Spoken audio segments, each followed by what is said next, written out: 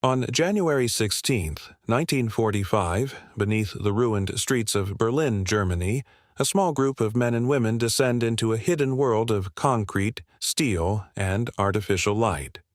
Above them, the capital of the Third Reich is beginning to collapse under the pressure of war. The streets that once carried the symbols of Nazi power are now filled with destruction. Buildings stand blackened by bombing. Windows have been shattered. The distant thunder of artillery is becoming a constant presence. Yet beneath the ground, behind reinforced walls, Adolf Hitler enters the final headquarters from which he will command a dying regime. This is the Führerbunker. Hidden beneath the gardens of the Reich Chancellery, the bunker is not a fortress in the traditional sense. It is not a vast underground city designed to launch armies or survive indefinitely. It is a cramped network of reinforced concrete rooms built to protect the Nazi leadership from the increasingly devastating Allied air campaign. But in the final months of the Second World War, it becomes something far more significant. It becomes the last center of power of Nazi Germany, the place where decisions are made as the war moves towards its inevitable end. The corridors are narrow. The ceilings are low. The air is heavy with the smell of damp concrete, fuel, and ventilation systems working continuously beneath the earth. Electric lights replace daylight. The outside world exists only through reports, maps, and radio messages. Those inside are physically protected from bombs, but they are trapped within a reality that is rapidly disappearing. Above them, Berlin is under siege. By early 1945, Germany's military situation has become catastrophic. Soviet forces have crossed into German territory from the east, while British and American armies advance from the west. The once powerful Wehrmacht, which had conquered much of Europe only a few years earlier, is now exhausted. Its armies lack fuel, aircraft, ammunition, and trained personnel. Industrial production has been devastated by years of Allied bombing, and Germany's ability to replace losses is shrinking every month. Yet, inside the bunker, Hitler refuses to accept defeat. Maps spread across tables show imagined counterattacks and divisions that exist mostly on paper. Officers deliver reports describing collapsing fronts, surrounded armies, and desperate defensive battles. Outside, Soviet artillery moves closer to Berlin with every passing day. The distance between reality and the orders being issued underground grows wider. The Führerbunker itself has a history that reflects the changing fortunes of the Nazi regime. Construction began during the war as part of Hitler's growing need for protection from aerial attacks. The first structure, known as the Führerbunker, was completed in 1936 as an air raid shelter connected to the Reich Chancellery. As Allied bombing intensified, a deeper and stronger section was constructed between 1943 and 1944. This second level became the Führerbunker, designed with thick reinforced concrete walls capable of resisting the impact of heavy bombs. The complex was built approximately 8 meters below ground level. Its walls and ceiling were made from several meters of reinforced concrete, creating one of the most secure locations in Berlin. The bunker contained offices, sleeping quarters, communication rooms, a conference room, medical facilities, kitchens, and ventilation equipment. It was supplied with electricity and water systems designed to allow occupants to survive underground during air raids. But physical strength could not protect those inside from military defeat. The bunker's greatest significance came not from its engineering, but from the decisions made within its walls.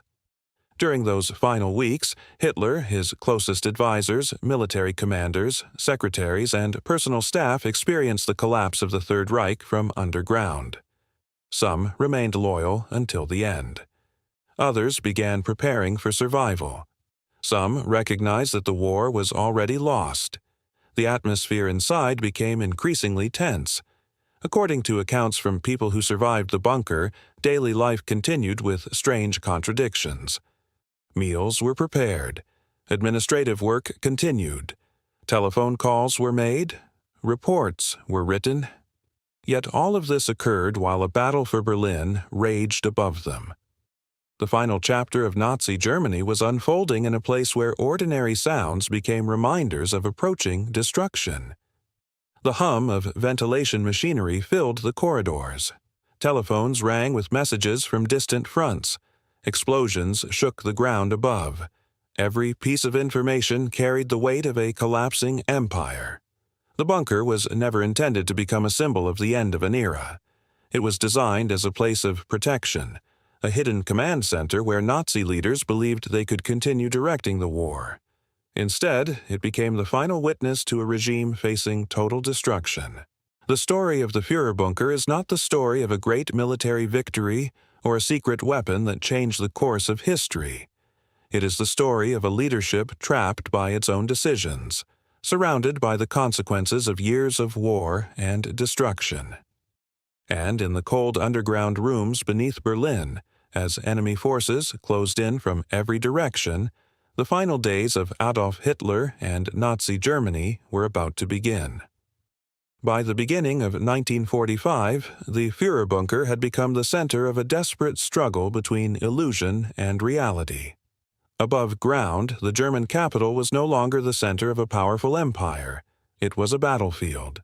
The streets that had once hosted military parades and political demonstrations were now filled with rubble, abandoned vehicles, and civilians searching for shelter. Berlin's population faced shortages of food, fuel, and medical supplies as the war reached its final stage. The situation that brought Hitler into the bunker was the result of years of strategic failures, military overextension, and decisions that had turned Germany's early victories into eventual disaster.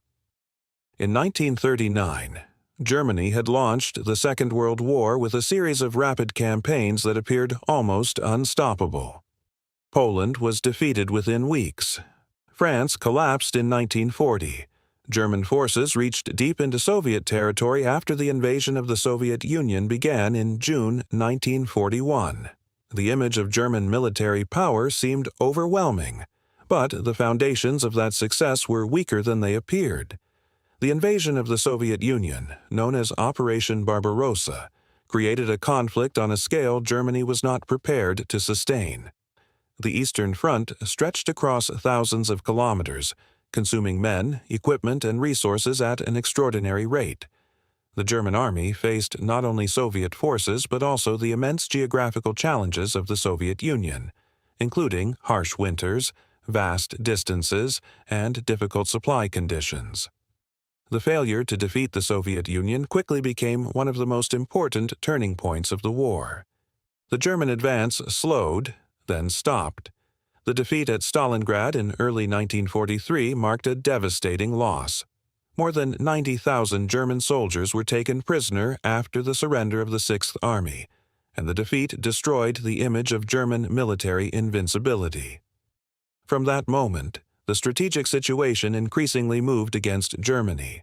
At the same time, Allied industrial strength continued to grow. Britain, the United States, and the Soviet Union were producing enormous quantities of weapons, vehicles, aircraft, and ammunition. Germany attempted to respond through technological innovation and increased production, but it faced shortages of raw materials, skilled workers, and fuel. The Allied bombing campaign placed further pressure on German industry. Cities, railway networks, oil facilities, and factories became targets. While the effectiveness and impact of strategic bombing remain debated among historians, there is no doubt that Germany's ability to maintain its war machine was severely challenged by 1944 and 1945.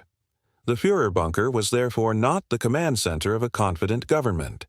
It was the final shelter of a leadership facing military collapse. By January 1945, Soviet forces had launched the Vistula-Oder offensive, one of the fastest advances of the war. Within weeks, the Red Army moved from positions in Poland to within striking distance of Berlin. German defensive lines were collapsing, and entire formations were being destroyed or forced to retreat. The Western Allies were also advancing. After the success of the Normandy landings in June 1944, American, British, and Canadian forces had broken out of France and pushed eastwards into Germany. The failure of Germany's final major offensive in the West, the Battle of the Bulge, between December 1944 and January 1945, consumed some of Germany's remaining reserves without changing the outcome of the war.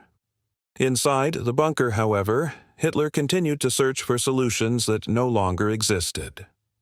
One of the greatest challenges facing the German leadership was communication between expectation and reality.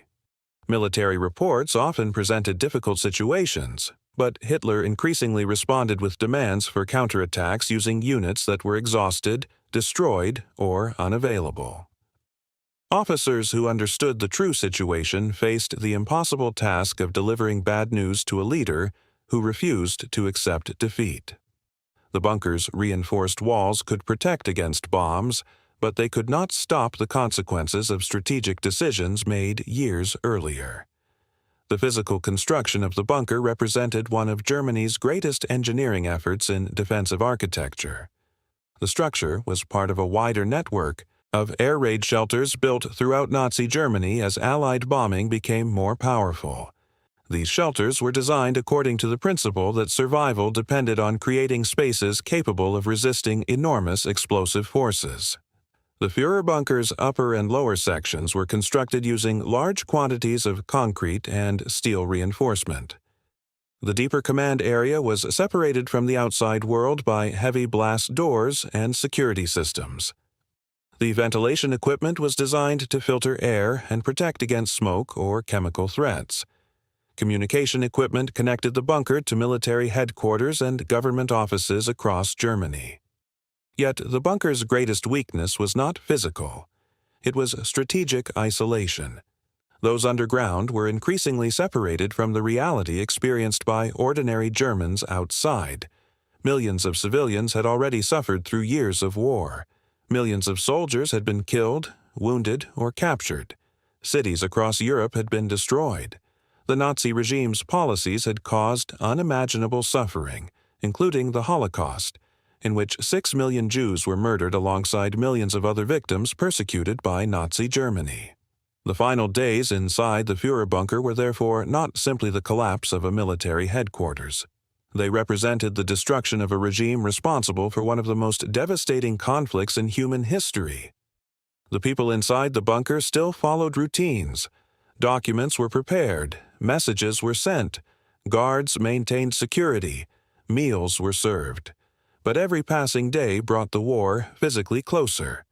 By April 1945, the sound of Soviet guns could be heard in Berlin. The city that Hitler had imagined as the center of a thousand-year empire was now surrounded and burning.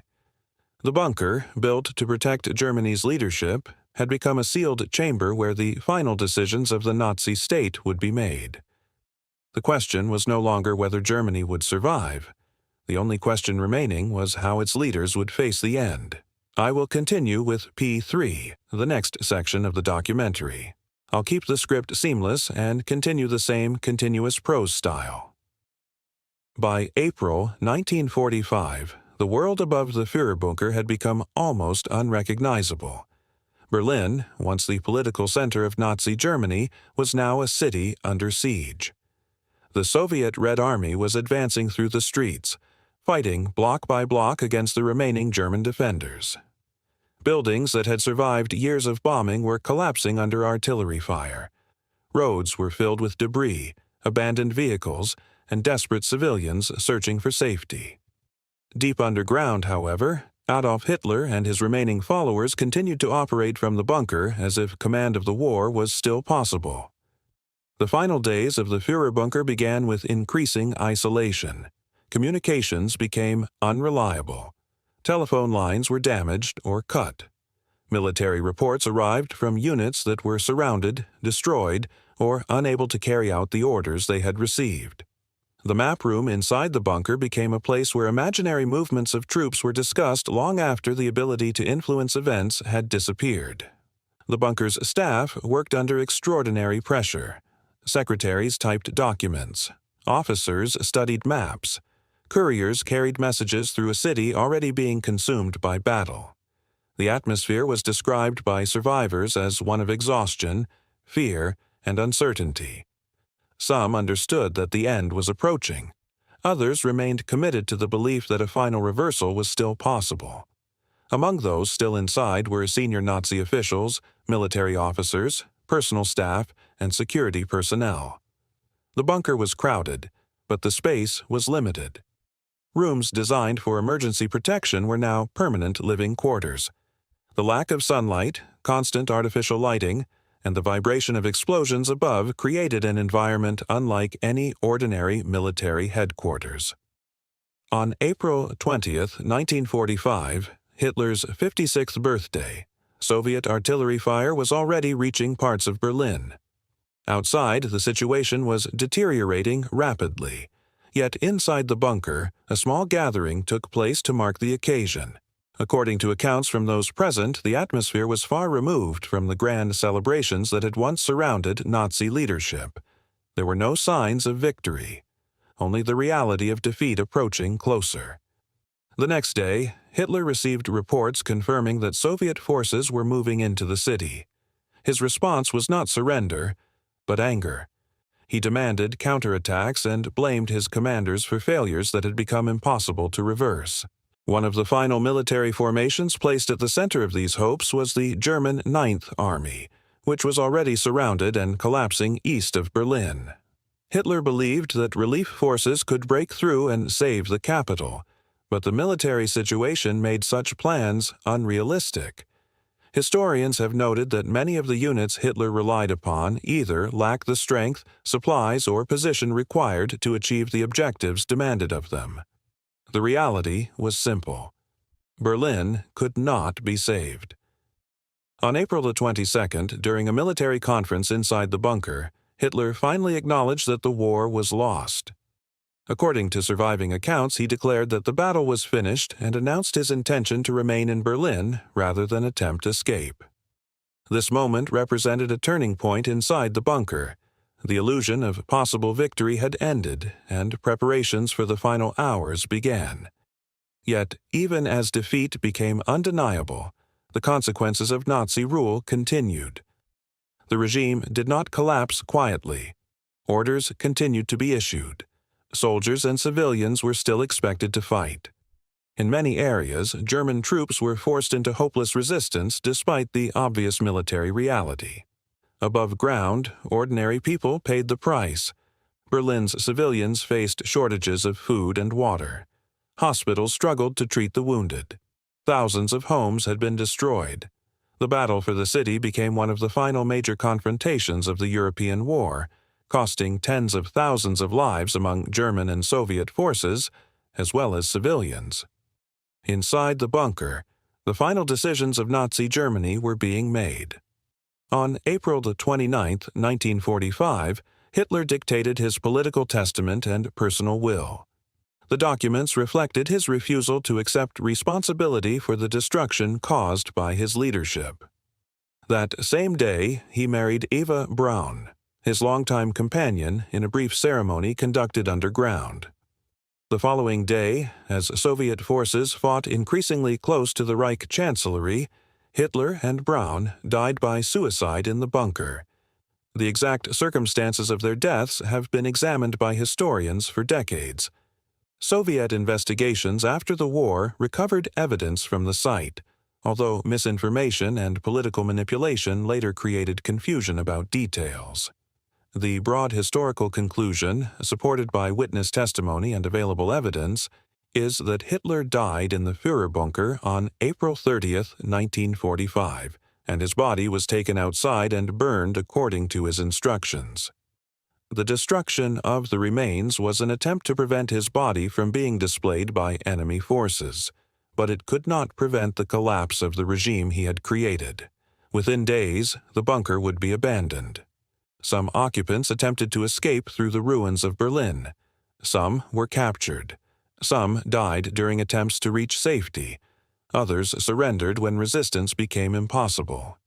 The Führerbunker had survived the bombing that had destroyed much of Berlin, but it had never been able to protect the people inside from the consequences of war. If you're enjoying this journey through history, subscribing genuinely helps us continue bringing remarkable true stories like this to the channel. The story of the bunker was never only about concrete walls and underground rooms. It was about the final moments of a regime that had transformed Europe through conquest, persecution, and destruction. Beneath the surface of Berlin, history reached its conclusion in a place designed to preserve power, but which ultimately became a symbol of its complete failure. The final days of the Führerbunker did not end with a dramatic final battle beneath the earth. They ended with silence, confusion, and the slow disappearance of the people who had occupied the last center of Nazi power. Above ground, Berlin continued to burn. Soviet troops fought through the ruins of the city, while German defenders, many of them exhausted and poorly equipped, continued resistance despite knowing that defeat was unavoidable. Inside the bunker, the atmosphere changed completely after Hitler's death. The command structure that had controlled Germany for more than 12 years had effectively collapsed. The men and women who remained were no longer carrying out plans for victory. They were attempting to survive the consequences of a war that had reached its final moments.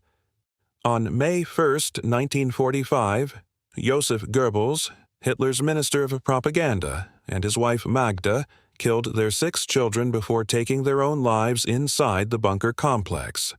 The deaths of the children remain among the most disturbing events connected with the final hours of the Nazi leadership. Their deaths demonstrated the extreme ideological commitment and psychological collapse within the regime's inner circle. Other occupants began preparing escape attempts.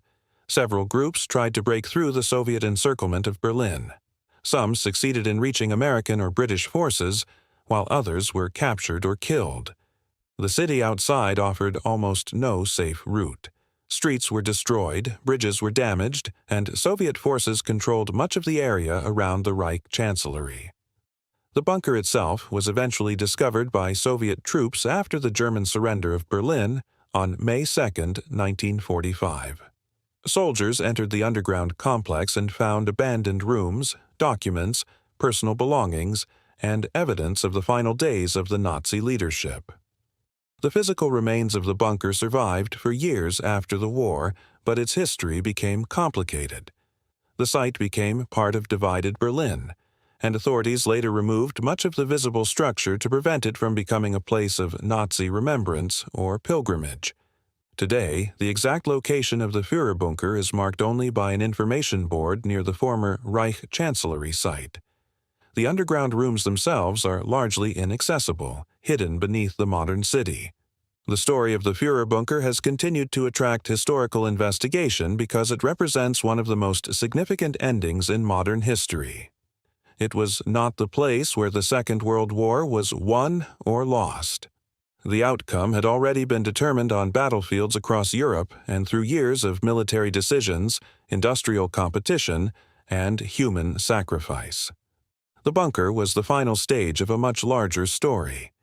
The collapse of Nazi Germany was caused by many factors: the failure to defeat the Soviet Union, the strength of Allied industrial production, Germany's inability to replace military losses, strategic mistakes made by its leadership, and the overwhelming resources of the Allied powers. Compared with other wartime headquarters, the Führerbunker was unusual because it was not designed as a long-term operational command center like some Allied and Soviet facilities. Its purpose was primarily protection against air attacks. The Soviet Stavka headquarters, used for coordinating the Eastern Front, operated through a wider network of command locations. Allied headquarters, such as those used during the Normandy campaign, depended heavily on mobility, communication networks, and coordination between different branches of service. The bunker offered physical security, but it could not replace effective strategy. Its thick concrete walls represented engineering achievement, but they could not compensate for shortages of fuel, manpower, and military options. The German military had produced advanced weapons and demonstrated impressive technical ability during the war, but technology alone could not overcome the economic and strategic realities facing Germany by 1945. The same lesson can be seen in Germany's wider weapons programs. Projects such as advanced aircraft, rockets, and armored vehicles showed remarkable engineering ambition, but many arrived too late, in too few numbers, or under conditions where they could no longer change the outcome of the conflict. The Führerbunker, therefore, became a symbol of a broader historical truth. Military power depends not only on technology or individual weapons, but also on leadership, resources, logistics, and strategic judgment. Its long-term impact has been significant. Historians, military researchers, and political scholars continue to study the bunker because it provides a rare insight into the final moments of a dictatorship collapsing from within. The surviving documents, testimonies from bunker occupants, and post-war investigations have allowed researchers to reconstruct the events that took place during those final weeks. Museums and historical institutions around the world continue to preserve records connected to the period. Archives contain photographs, military documents, personal accounts, and official reports that help explain not only what happened inside the bunker, but also the wider consequences of Nazi rule. The site itself has become a reminder rather than a monument. It does not celebrate the people who occupied it. Instead, it stands as evidence of where unchecked power, aggressive expansion, and destructive ideology ultimately led. In the final analysis, the Führerbunker was never truly a fortress. A fortress suggests strength, permanence, and survival. The bunker provided protection from bombs, but it could not protect a collapsing regime from history itself. In the spring of 1945, beneath the streets of Berlin, a small group of people remained surrounded by concrete walls while an entire empire disappeared above them. The same city that had once witnessed Nazi demonstrations, military parades, and declarations of conquest was now reduced to ruins. The flags that had represented victory only years earlier had been replaced by smoke, rubble, and silence. The bunker's final hours reveal the contrast between appearance and reality. From the outside, it was a heavily protected command center. From within, it was a place where decisions were made long after victory had become impossible. It was built to preserve leadership. It became the location where leadership failed. It was designed to withstand destruction, yet it became a witness to destruction on a historic scale. The concrete walls remained standing beneath Berlin, but the world that created them was gone forever. The story of the Führerbunker is ultimately not a story about a hidden underground room. It is a story about the final consequences of choices made over many years. It is a story of a regime that promised domination but ended surrounded, defeated, and abandoned. On that final day in April 1945, as explosions echoed above the bunker and Soviet forces moved closer through the shattered streets of Berlin, history reached a moment that would never be forgotten. Beneath the ground, inside a few rooms of reinforced concrete, the final chapter of Nazi Germany came to an end. And when the smoke cleared, the bunker remained not as a symbol of power, but as a warning of how quickly ambition can turn into ruin, how easily certainty can become blindness, and how the decisions made by those in power can leave consequences that echo long after the walls themselves have disappeared.